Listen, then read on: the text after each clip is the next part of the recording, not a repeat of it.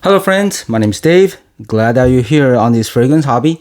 Now today is gonna be on this YSL Yves Saint Laurent. This is Eau Fraiche. It's summertime, actually springtime. I don't know why I say that because it's so hot today. It's about almost 80 degree. It's not super hot, but it's on the warmer side. I did a recording of this one just outdoor, but because it's so heated, I ran back in the house and doing this indoor. I hope to, you could still get the vibe of the warm weather, the outdoor. I try to do it in the backyard, but then like I said before, they're doing some construction, laying down fiber optic, so they're banging on the street. But with that said, it's actually my first impression, second take. I say that a lot in my video. So what happened is, as I'm trying to do this video without much editing, I always try to do it like, we're chatting in the format of chatting with friends, right? Nothing serious, just straight up talking to you guys about fragrances, right? And with that said, once I opened the box, did a review, what I found out a lot of times the audio is really bad. So I'm trying to improve that by getting better audio. I just bought a Blue Yeti and I hope it's coming out. This is like the first or second recording from this Blue Yeti microphone. So I hope it's coming out good. But I just did an unboxing on this one and the audio was bad. So I'm doing it again. This time with a better microphone. So we'll see what happened with the quality, okay? Now, let me go ahead and spray this and I'll walk you through it. Now I have, look at this. This is such a gorgeous bottle. I have from the line, the original Y EDT. I have the EDP version, and I have the Live Y Live, okay, version.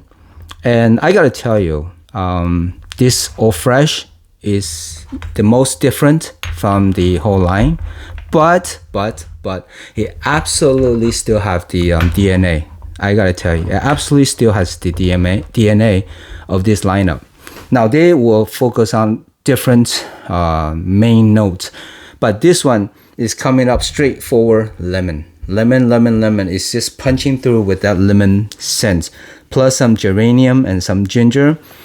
But if I gotta tell you, the lemon level, let's say it's a 10, okay? The other notes are coming at maybe 5 or 6. That's how big of a gap between lemon and the other components, okay? Such a big lemon scent, for sure. Now, while the other one, in the back here, it focus on like ginger, focus on green apple, and so on and so forth, and the aldehyde. Example, just the EDT is gonna focus on the aldehyde, while the Live is going to focus on the ginger, while the EDP focus on the green apple, while this Eau Fraiche focus on lemon, while they all share the same DNA. Now, some people might say, well, I heard somebody say that, well, this is, smell nothing like it. But like I always say, scent is so subjective, right? I keep hammering that home. So everybody's going to smell things differently.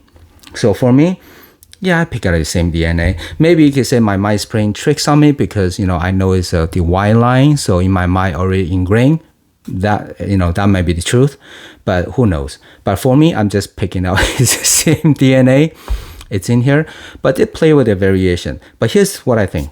Okay, what I think is the perfumer, what he did was when he came out with the EDT, he had different versions, right? And then they pick out, okay, so instead of just one fragrance, they will come out with variation. And those variations all smell pretty good. So they thought, what? Let's make a whole series of it. Using that different variation, focus on the different notes, just change a little bit here, add a little bit there. That's what I think, okay? So with that, you're going to have the same DNA. And then Fraiche is going to be lemon dominated. There's some sweetness, but it's not too sweet. Okay, so it's not focusing on sweets, but it's mainly focusing on the fresh. So on the top notes, I'm getting lemon, ginger, and pepper. And I absolutely get that. The ginger is popping through along with the lemon on the top. And then I'm going to get to the geranium, which smell a little bit greener, type of rosy type of note. And then you're going to get mint. It still has some minty in there. I'm smelling my hand as I'm talking through it. And then there's the lavender and juniper berry and cedar libanum. But The lemon is basically the king here. All right. Now this reminds me a little bit of here. This is your own cologne. It doesn't smell this exactly the same. That's not what I'm saying. But it gives me the same vibe, same direction. Okay, one of those summer freshies that's easygoing, that's very non-offensive, that's enjoyable. But this one is lemon dominated, and also reminds me of this one, Versace Pour Homme. One of my very favorites. Look at the juice level. I use it a lot. I use this one whenever I gonna meet clients, when I go out, hang out with people. I want something that smells really good in summertime, really good in any kind of occasions, non-offensive. Okay, so I'm always searching for another version of this or alternative to this one. And this white Eau Fraiche is pretty good. It's right up there as an alternative, that I could try to use. Okay, now with the notes dominant of lemon, sometimes people would say, well, it will smell like a cleaning product. Okay, like a lemon pledge or something. But for this one, no, it does not smell like that. It does not go into that direction. So this is a very good thing. And as always, it's going to be by association for different people, right? Some people is going to be associating with that because maybe they use the cleaning product when they're young at home. But then for me, I don't get that association. I just think it's such a cool, fresh, easygoing, warm weather type of scent. Today is about 75 to 80 degrees, pretty warm. And so I enjoy using this. And look at this bottle. It's such a refreshing bottle. It's it's really, really nice. Now the dry down is coming through.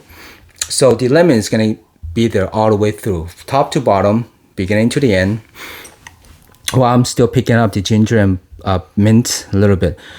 So the lemon is going to be strongest point with the backing of all this other notes. I'm picking up some juniper berry and some mint and pepper is still there. So with that said, just remember this is a summertime or summertime freshie that's going to be non-offensive, but it's not going to be anything too unique or too special. Okay, I don't have anything like this in my collection off the top of my head, even though it has the same DNA as the other flankers.